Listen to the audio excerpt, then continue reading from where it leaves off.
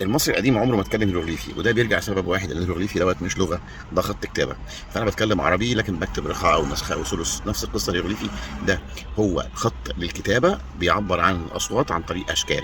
فحرف البي عامل زي الكرسي، حرف الب عامل زي الرجل، حرف الاي او الاه عامل زي العقاب، حرف الاي عامل زي نوع من النباتات، نبات الحلفه، وهكذا. فده كان بس الهيروغليفي اللي هو الاشكال دي بس في المعابد وفي المقابر. لكن في الحياه اليوميه كان في خط تاني اسمه خط الديموطيقي، ده خط المراسلات او المكاتبات.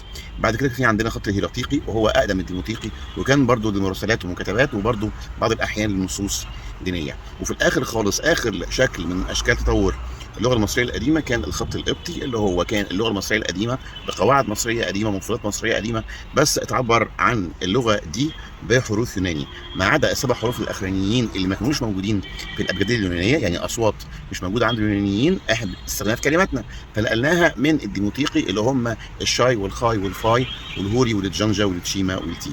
بالظبط كده، زي مثلا بعمل شات وبكتب فرانكو، انا بكتب مصري بس فرانكو. مثلا عايز اعبر عن كلمه فيها حرف الخاء، ما عنديش حرف الخاء في الانجليش، بكتب 5 أو 7 وفيها نقطة، ما عنديش حرف الغين، فبروح عامل 3 وفيها نقطة، ما عنديش حرف العين بروح عامل 3، وهكذا. فالهيروغليفي مش لغة، الهيروغليفي خط كتابة.